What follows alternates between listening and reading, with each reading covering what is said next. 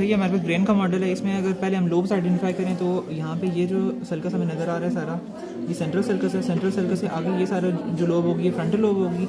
ये वाला जो एरिया है ये हमारे पास पैराइटल लोब का है। बैक साइड पे हमारे पास ऑक्सीपिटल लोब होगी और लेटरल साइड पे ये लेटरल सर्कस से नीचे ये सारा जो एरिया है ये टेम्पोरल लोब का है। अब अगर ये दरमियान में देखें तो हमारे पास ये मीडियल लॉन्गिट्यूडनल फिशर होता है जो कि राइट और लेफ्ट सेरिब्रल हेमिस्फीयर को एक दूसरे से सेपरेट कर रहा होता है। अब सर्कस की बात करें तो सबसे मेन सर्कस जो होता है वो ये जो हमें नज़र आ रहा है ये सेंट्रल सर्कस है। सेंट्रल सर्कस से आगे यहाँ पे एक इससे पैरेलल सर्कस होता है जिसको हम प्री सेंट्रल सर्कस कहते हैं। इन दोनों के दरमियान ये जो एरिया होगा ये हमारे पास होती है प्री सेंट्रल गायरस होता है ये, या फिर इसका दूसरा नाम मोटर कॉर्टेक्स होता है। इससे आगे जो फ्रंटल लोब होती है इसमें दो सर्कस होते हैं मेन।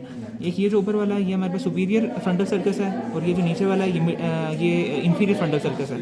ये सुपीरियर फ्रंटल गायरस होगा, ये मिडिल फ्रंटल गायरस और ये इंफीरियर फ्रंटल गायरस।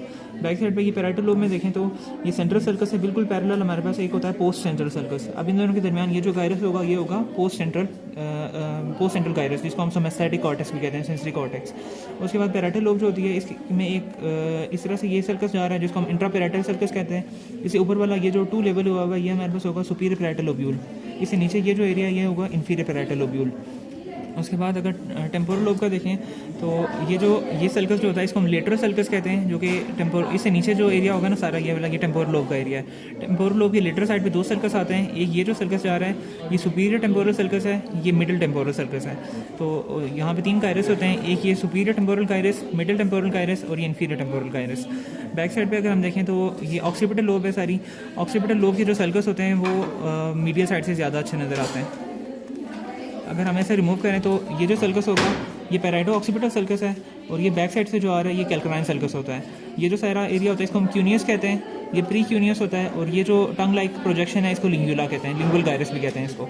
ये नीचे हमारे पास ये सारा सेरिबेलम आता है, ये इसकी एंटीरियर लोब है, ये पोस्टीरियर लोब है और साथ में ये फ्लोक्यूलर नोड्यूलर लोब होगी यहाँ पे। ये नीचे टॉन्सिल होता है इसका। अब ये जो वाइट मैटर हमें नज़र आ रहा है ये आर्बर विटाई कहते हैं इसको, सेरिबेलम का वाइट मैटर होता है। उसके बाद यहाँ पे ये सेंट्रल सर्कस के साथ ये जो एरिया होता है ना इसको हम प्री सेंट्रल लोब्यूल कहते हैं। ये सारा जो एरिया ये सुपीरियर फ्रंटल गायरस का है। ये कॉर्पस कैलोजम से ऊपर ये जो सर्कस नज़र आ रहा है ये होता है हमारे पास कैलोजल सर्कस। इससे ऊपर ये जो गायरस है ये सिंगुलेट गायरस है। सिंगुलेट गायरस के ऊपर ये जो पैरेलल सर्कस हमें नज़र आ रहा है ये होता है सिंगुलेट सर्कस। इससे ऊपर ये सारा ये जो एरिया ये हमारे पास आ जाता है पैरासेंट्रल लोब्यूल का। ये आगे वाला सारा एरिया सुपीरियर फ्रंटल गायरस का और यहाँ से ये जो एरिया है ये सुपीरियर पैराइटल लोब्यूल का एरिया है। बैक साइड पे ये parieto occipital sulcus, calcarine sulcus, lingual gyrus, cuneus और प्री क्यूनियस।